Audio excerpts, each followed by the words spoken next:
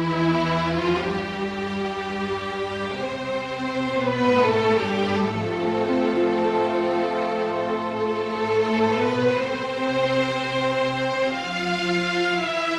Victorious Fatherland Liberation War Museum, which is located in Pyongyang, capital of the Democratic People's Republic of Korea, has on display the original historical documents and other evidences related to the Korean War broken out on June 25, 1950.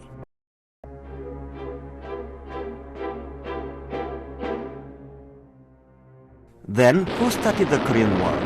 The following scenes give an answer to this question. Having recognized Korea as a bridge for its Asian aggression and a military base for the realization of its strategy for world domination, the United States had long advocated the Korean War. In his Union message to the Congress in 1945, President Truman of the United States declared that a new war was needed in Korea for the United States to take the dominant position in the world.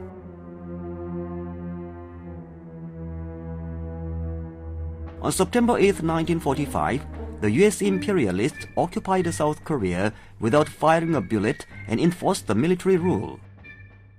Hatch, the then commander of the U.S. Armed Forces occupying South Korea, proclaimed, "There exists only one government in Korea south of 38 degrees north latitude, and it is the military government established on the basis of the proclamation of the Commander-in-Chief of the U.S. Army in replacement of the Japanese military government."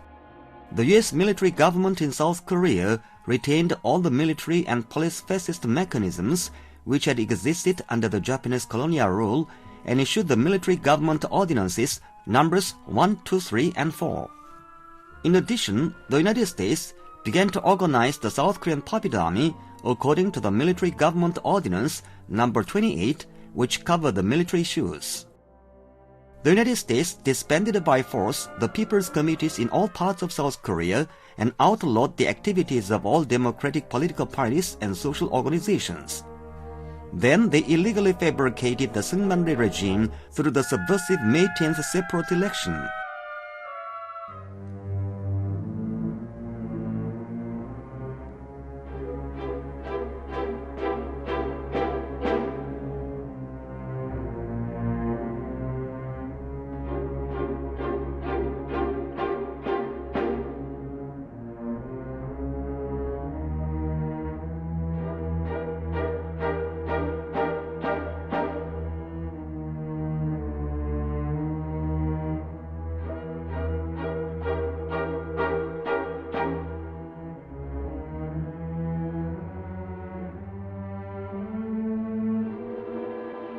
The United States turned South Korea into hell on earth with peace and democracy wantonly disturbed and whipped up anti-North war hysteria.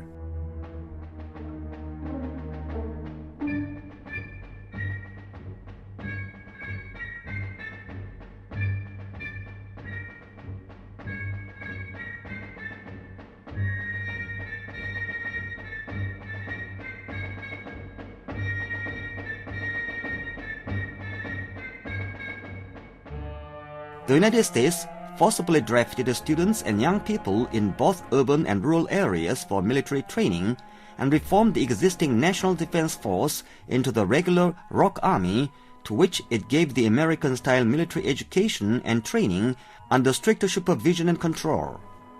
On the other hand, the United States handed over a huge amount of war supplies and hardware to the South Korean Popular Army under the signboard of aid and additional aid.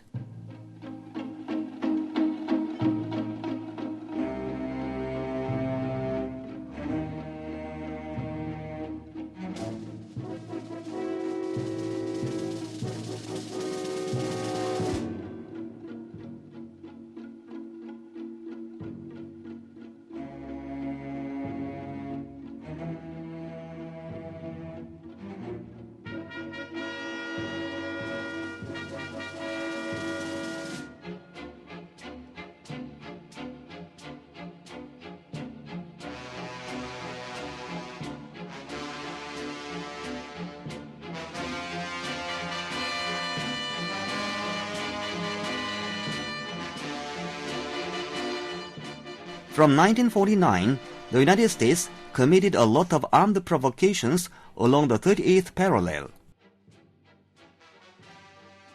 The United States made a colossal amount of profit by selling its military hardware in the World War II.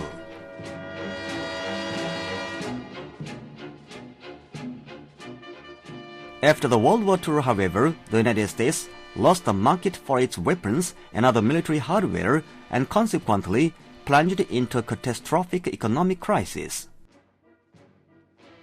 They thought that the outbreak of the Korean War would save them from the depression and stepped up the war preparations more frantically.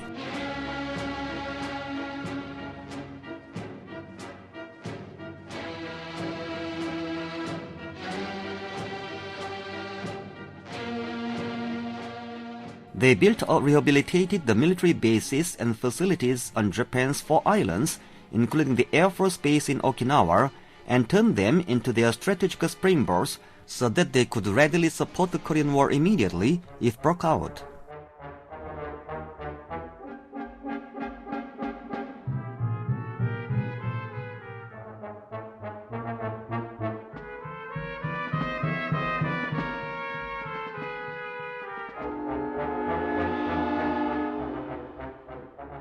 The high-ranking officials of the U.S. political and military circles flew to South Korea one after another. They found themselves in the front-line trenches along the 38th parallel, and having mapped out an operational plan for the Korean War, openly instigated the South Korean puppet army to armed intrusions into the territory beyond the 38th parallel.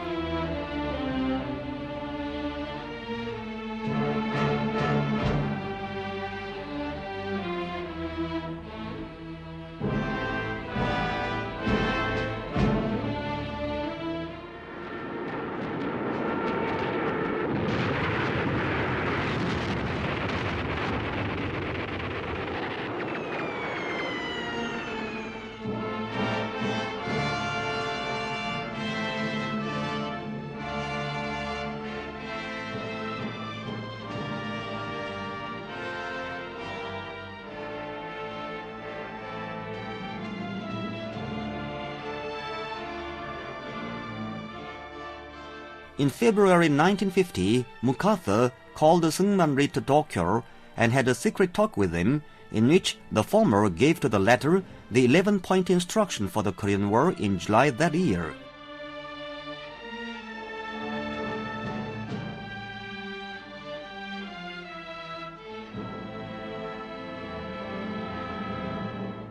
Seungman-rhee sent the following letter to his private American political advisor Oliver. I feel strongly that now is the most psychological moment when we should take an aggressive measure. Then our line of defense must be strengthened along the Dumon and Yalu rivers. We'll be in a 100% better position.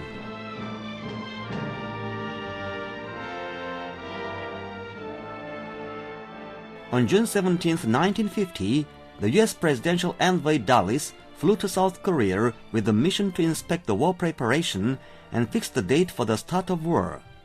Speaking to the South Korean National Assembly, he blasted that the United States is ready to give moral and material support to South Korea, which was fighting against communism in the northern half.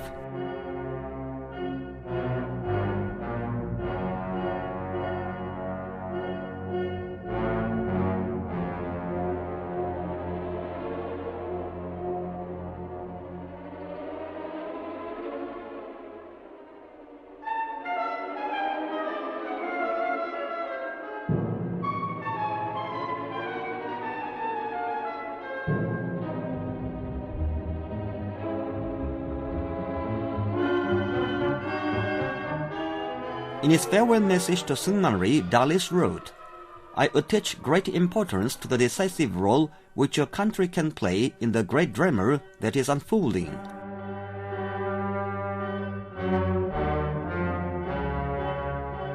Having inspected the parade of the U.S. Army in the forest in front of the Royal Palace in Tokyo, together with the Secretary of Defense Johnson, Chairman of the U.S. Joint Chiefs of Staff Bradley, and Presidential Envoy Dulles, MacArthur had a talk with them in which they came to the final conclusion to start the Korean War on June 25, 1950.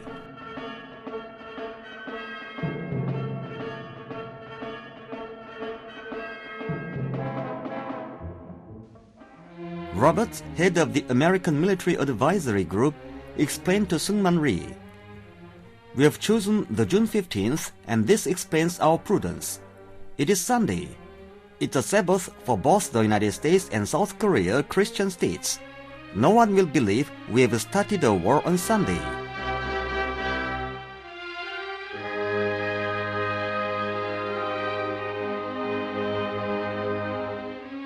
Under the secret order, the airplanes began to be unveiled in the hangars, and the U.S. Air Force in Japan was replenished with bombers and fighters. In addition, all the units of the South Korean Puppet Army along the 38th parallel were put on emergency alert.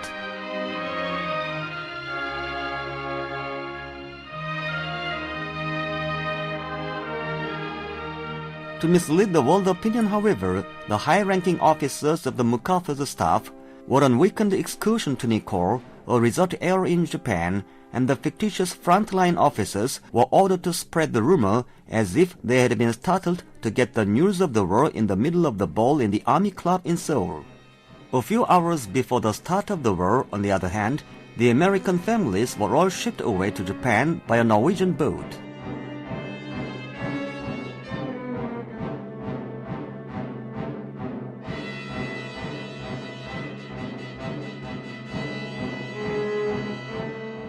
The people in the northern half of the Republic were enjoying another peaceful day on Saturday, June 24th.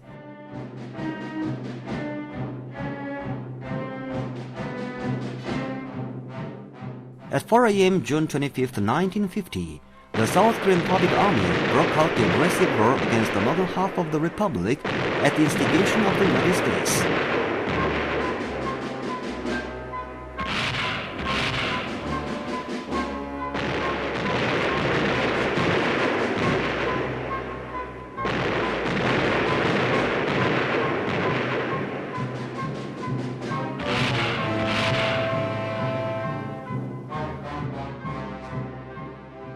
Later in his memoir, MacArthur confessed that the North Korean army was positioned in not offensive but defensive system.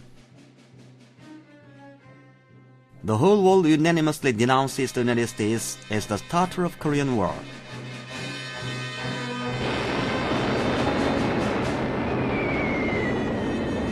This is how the catastrophe of misfortune, sufferings and death was imposed upon the people in the northern half of the Republic who had been actively engaged in the building of a prosperous democratic nation, singing of their true happiness of liberation from the colonial rule of Japanese imperialism.